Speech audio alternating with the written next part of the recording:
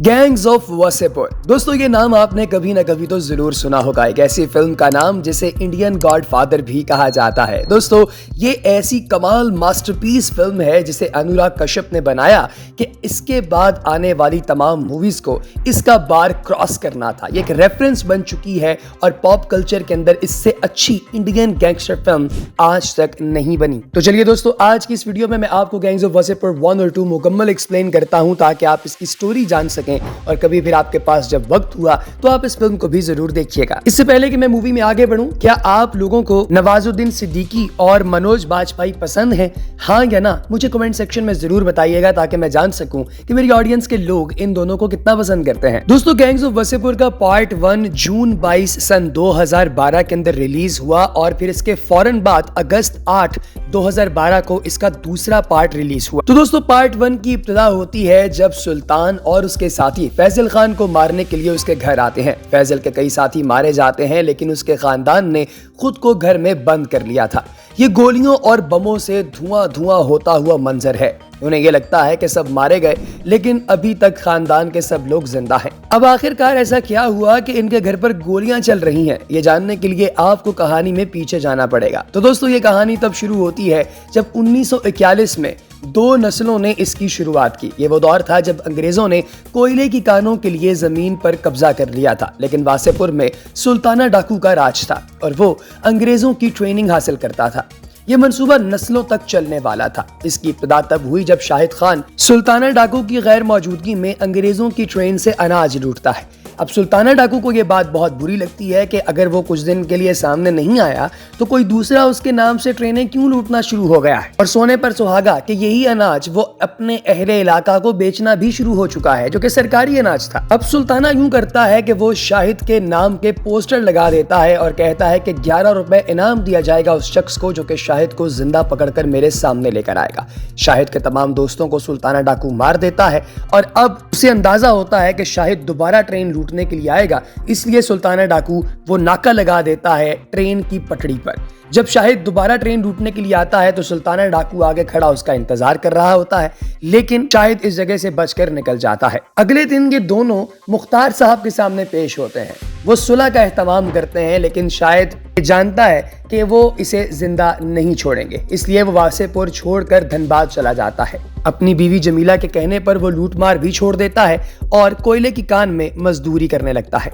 शाहिद का नौकर नसीर खबर देता है जब जमीला की डिलीवरी में कुछ गड़बड़ होती है, लेकिन इनका कोयले की कान का जो सुपरवाइजर है यानी कि पहलवान, वो शाहिद को वहां से जाने नहीं देता। बैकग्राउंड में जमीला बच्चे को जन्म देते हुए मर जाती है। शाहिद खान को इसका बहुत गुस्सा आता है। अगले दिन वो अपने हाथ में हथियार लेकर पहलवान को इस मौत का जिम्मेदार समझते हुए बदला लेने के लिए जाता है और ठेकेदार रमाधीर के सामने पहलवान को जान से मार देता है। वो पहलवान जिसके सामने कभी किसी की आंख उठाने की हिम्मत भी नहीं हुई थी, आज उसे कत्ल कर दिया गया। इसके बाद कहानी आगे बढ़ती है। पाकिस्तान और हिंदुस्तान बन गए, आज़ादी मिल गई और आज़ादी के फौरी बाद अंग्रेजों ने जितनी भी इस तरह की कानें थीं वो मुख्तलिफ लोगों में तकसीम कर दी। अब ठेकेदार रमाधीर सिंह को एक नए पहलवान की जरूरत थी, लिहाजा वो शाहिद खान को नया पहलवान बना देता है। अब शाहिद जो है, जो कि एक मजदूर से अब एक पहलवान बन चुका है, वो रमाधीर सिंह को सही मौका मिलने पर खत्म करके अगला बाहुबली बनना चाहता है। रमाधीर अब इनके टेंट के बाहर ये सारी बातें सुन देता है और किसी बहाने से काम के नाम पर बनारस भेज देता है शाहिद खान को। अब नसीर जो है वो ये छाता देख लेता है जो कि इनके घर के बाहर पड़ा हुआ था। उससे ऐसे अंदाजा हो जाता है कि रमाधीर सिंह को सारी कहानी का पता चल गया है, इसलिए वो सरदार यानी शाहिद खान के बेटे और अपने भतीजे को लेकर यहाँ से निकल जाता है। अब कुछ देर के बाद जब एहसान कुरैशी वो मारने के लिए आता है सरदार और नसीर को, तो देखता है कि झोंपड़ा तो आगे खाली है और यहाँ पर कोई नहीं, लेकिन वो आगे जाकर झूठ बोल देता है रमाधीर सिंह से कि भैया मैंने उन दोनों को मारकर जमीन में दफन कर दिया है। इधर शाहिद साहब जब बनारस पहुंचते हैं, बंदूक का ताजर यादव रमाधीर सिंह का आदमी है और वो शाहिद खान को जान से मार देता है। शाहिद का बेटा सरदार अब नसीर और उस घर के साथ धनबाद में रहता है। जब सरदार को पता चलता है कि रमाधीर ने उसके वालिद को मारा है तो वो बदले की आग में जलने लगता है और सर मोड़कर कसम खाता है कि जब तक अपने वालिद की मौत का बदला नहीं ले लेगा बाहर नहीं निकलेगा। अब कहानी 20 साल आगे बढ़ती है। आज सरदार की नगमा से शादी होती है और सरदार उसे अपने वालिद की तस्वीर दिखाकर कहता है कि हमारी जिंदगी का एक ही मकसद है, रमाधीर सिंह से बदला। लेकिन गोली नहीं मारेंगे। ऐसा कुछ करेंगे कि वो मौत के लिए तरसता रहे लेकिन उसे मौत ना आए। 1965 तक रमाधीर सिंह, जो पहले कोयले का ठेकेदार था, अब बाहुबली और फिर रुकने असेंबली बन गया है। इंदिरा गांधी की हुकूमत आते ही सरकारी इदारों की नेशनलाइजेशन शुरू होती है और तमाम कोयला कानें हुकूमत के जेर इंतजाम आ जाती हैं।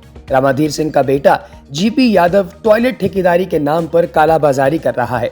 ये खबर मिलते ही all India officer SP Sinha उसे रोकने की कोशिश करता है, लेकिन रमाधीर सिंह उसे जान से मार देता। दूसरी तरफ सरदार मौका मिलते ही अपने साथियों समेत रमाधीर सिंह का पेट्रोल पंप लूट लेता है और उसके बाद ये मालगाड़ी लूट कर रमाधीर सिंह के हंसपाल में चोरी करते हैं और जीपी सिंह की गैर कानूनी जमीन पर जाली कागजात बनाकर कब्जा कर लेते हैं। रमाधीर सिंह इसे एक मामूली गुंडा समझकर थाने बुलाता है, लेकिन सरदार भी जान चुका है कि वक्त आ चुका है। नसीर चचा रमाधीर सिंह का सालों पुराना छाता साथ लेकर जाता है, जिसे देखकर रमाधीर सिंह कुछ समझ जाता है, लिहाजा वो इन्हें जेल में बंद करवा देता है। अब दोस्तों, सरदार ने जेल से भागना है, लिहाजा वो खाने के बहाने वो बम का सामान मंगवाता है और जेल के अंदर बम बनाकर जेल की दीवार गिराकर वहां से फरार हो जाता है।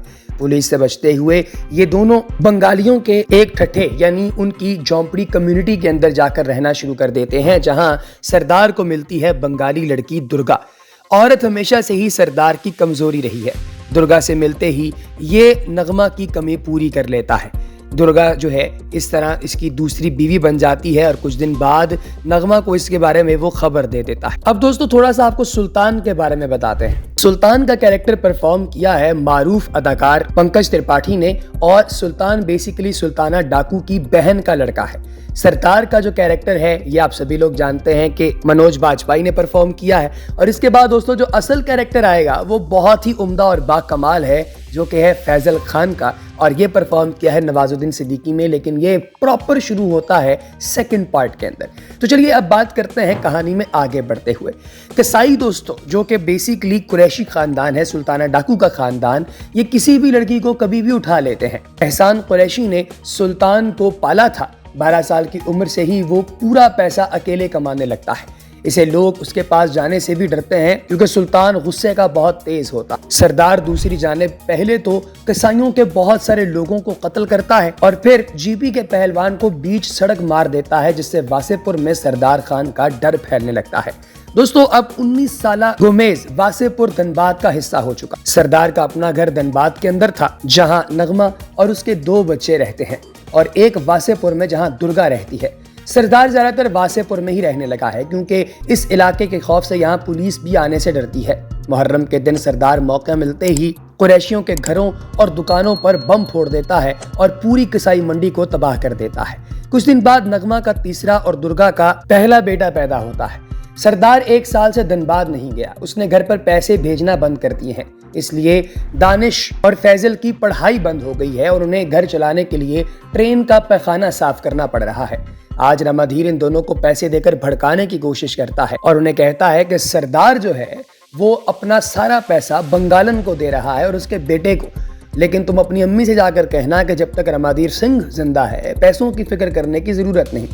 नगमा पैसे देखकर पहले दानिश को झाड़ू से मारती है और फिर खुद ही मलहम भी लगाती है। आज उसके आंसू पोस्टर पर गिरने लगते हैं। अब चचा जो है उसका सब्र टूट जाता है। वो थोड़ा अफेयर चलाने की कोशिश करता है, लेकिन ये सारा कुछ फैजल खान देख लेता है कि उसका चचा यानी नसीर जो है वो अब उसकी माँ के साथ उस कमरे के अंदर दाखिल हुआ, लेकिन वो बस यहाँ तक पर ही देख पाता है, मजीद कुछ नहीं देखता और खामोश रहता है। चचा का कैरेक्टर यानी नसीर अहमद का कैरेक्टर पीयूष मिश्रा ने परफॉर्म किया है, जो कि इस फिल्म के अंदर एक नरेटर के तौर पर भी काम कर रहे हैं। अब फैजल ये सारा मामला जो है वो ये देख रहा होता है और फिर वो छोटी उम्र में ही चिल्लम पीना शुरू कर देता है और चचा अपनी गलती को खुद ही सोच सोच कर खुद को चाकू और चाबुक मारता रहता है। कुछ दिन बाद सरदार को खबर मिलती है कि रमाधीर के आदमियों ने वासेपुर की एक लड़की उठा ली है और अब ये लाउड स्पीकर पर रमाधीर सिंह को धमकाता है कि अगर 3 घंटे के अंदर लड़की वापस नहीं आई तो पूरा इलाका बम से उड़ा देंगे। जीपी पता लगाता है कि ये काम किन लोगों का है। ये उन लोगों को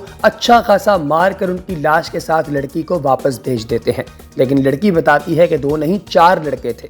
सरदार बाकी 2 लड़कों को ढूंढ लेता है और इन दोनों लड़कों को कत्ल कर देता है, क्योंकि ये लड़की मुसलमान है, इसलिए जो भी वहां पर हिंदू लड़के थे जिन्होंने इस लड़की को उठाया वो उनको भी कत्ल कर देता है। अब रमादीर सिंह बहुत ज्यादा तंग आ चुका है सरदार खान से। एक आदमी तजवीज देता है कि अगर मुसलमानों से निपटना है तो ऐसे मुसलमानों को अपने साथ मिला लो जिनसे सब डरते हैं, यानी कि साइबर सिटी के कुरैशी जो हैं उन्हें अपने साथ मिला दो। ये तजवीज बड़ी पसंद आती है रमादीर सिंह को। अब वो अपने पास कुछ मुसलमानों को बुलाता है, उन्हें मशीन गन्स और दीगर असला देता है और कहता है कि जाओ और जाकर जिन लोगों को मारना चाहो चुन चुन कर मारो। ये लोग इससे पहले कि कुछ करते, सरदार खान चुन चुन कर तमाम कुरैशियों को और कसाईयों की दुकानों को उड़ाकर तबाह करके बर्बाद कर देता है, जिसकी वजह से ये लोग अब वासेपुर छोड़कर वहां से भागना शुरू हो चुके हैं। अब यहाँ पर धंधे के भी वो हालात नहीं रहे। दानिश जो है वो भी लोहा चोरी और तिजारत का काम शुरू कर देता है। अब बहुत सारी ऐसी चीजें होती हैं जिनकी वजह से सरदार खान के पूरे खानदान का इस पूरे इलाके के अंदर दबदबा कायम हो जाता है। सरदार अब फुल टाइम नगमा के साथ वासेपुर की हवेली में रहने लगता है, जो कभी उसने सुल्तान के गुस्से से छुड़ाई थी। फैजल भी अब आहिस्ता आहिस्ता बड़ा हो गया और उसके जिगरी दोस्त पालू फैजल के 2 ही काम हैं, एक चिल्लम फूंकना और दूसरा अमिताभ बच्चन की फिल्में देखना। उसकी नज़र पड़ती है मोहसिना पर, जो कि कैरेक्टर परफॉर्म किया है हुमा कुरैशी ने। अब हुमा कुरैशी जो है वो खुद भी फिल्मों की बहुत बड़ी शौकीन है। फैजल जो है वो सेकंड हैंड बंदूकें खरीदने के लिए बनारस जाता है। वापसी में पुलिस उसे ट्रेन में बंदूक समेत पकड़ लेती है और वो जेल पहुंच जाता है। सरदार ज्यादातर मछली का कारोबार शुरू कर देता है और बाजार में दानिश पर उसकी नजर पड़ती है और सुल्तान की बहन शमा जो है उस पर दानिश फिदा है। ये उसे देखते ही दिल दे बैठता है। सुल्तान के भाई बिरादर कुरैशी से वो उसका हाथ मांगता है, वो इस दुश्मनी को खत्म करना चाहता है, इसलिए वो इस रिश्ते के लिए रजामंद हो जाता है। अब दोस्तों दूसरी तरफ फैजल खान जो है वो दोबारा बंदूकें खरीदने के लिए यादव के पास जाता है। उसे पता चल जाता है कि मुझे पिछली मर्तबा भी यादव ने पुलिस के साथ मिलकर पकड़वाया था, इसलिए वो जाकर यादव को कत्ल कर देता है। इस तरह अनजाने में ही सही, लेकिन वो अपने दादा की मौत का बदला ले लेता है। अब दोस्तों सीजन 1 के बिल्कुल एंड पर यह दिखाया जाता है कि शादी के बाद दानिश बिल्कुल मजनू सा हो गया है, रात को देर से सोना, सुबह काम पर देर से पहुंचना। दूसरी तरफ फैजल जो है उसे चिल्लम के अंदर कुछ अजीब सी चीज मिलाकर उसके यार दोस्त पिला देते हैं और वो सो जाता है। जब सुबह सरदार नहर पर अकेला निकलता है, पहले दुर्गा के घर खर्चे के लिए पैसे देने जाता है। पैसों की कमी के बायस वो रमादीर सिंह के लिए काम करने लगती है, इसलिए सरदार के जाते ही वो सुल्तान को खबर दे देती है कि भैया इस वक्त सरदार अकेला है, लिहाजा सुल्तान और फैजल के दूसरे दोस्त के उसे धोखा दे रहे हैं, वो सब मिलकर सरदार को कत्ल कर देते हैं। अब होता है सरदार कत्ल और पार्ट 1 भी हो जाता है खत्म। अब हिस्सा अव्वल के इख्तिताम पर सुल्तान कुरैशी ने अपने 3 साथियों के जरिए सरदार खान को कत्ल करवा दिया था। दानिश, फैजल और असगर ने उसके 2 कातिलों को ढूंढकर कत्ल कर दिया, लेकिन दानिश इस दौरान गिरफ्तार हो गया। अदालत में पेशी के दौरान सुल्तान और फजलू ने दानिश को गोली मार दी।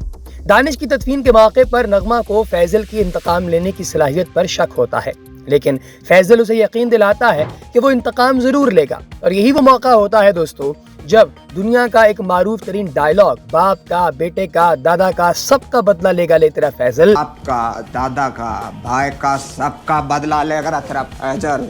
ये वाला डायलॉग जो है वो फैजल खान बोलता है। और यूं दोस्तों ये वो एक्टिंग है जो कि अमर हो गई नवाजुद्दीन सिद्दीकी की। दोस्तों फजलू की धोखाधड़ी का एहसास होने पर फैजल उसे मुबारकबाद देने के बहाने से मिलता है, लेकिन उसे कत्ल करके उसका सर कलम कर देता है। इस अमल के जरिए फैजल इलाके में गैर कानूनी लोहे की तिजारत पर काबिज हो जाता है। फैजल फिर रमादीर सिंह से सुलह करता है कि वो अपने खानदान का इंतकाम नहीं लेगा, बशर्त ये कि रमादीर उसे सियासी हिमायत फराहम करे। जैसे जैसे फैजल का कारोबार बढ़ता है वो अपनी महबूबा मोहसिना हामिद से शादी कर लेता है।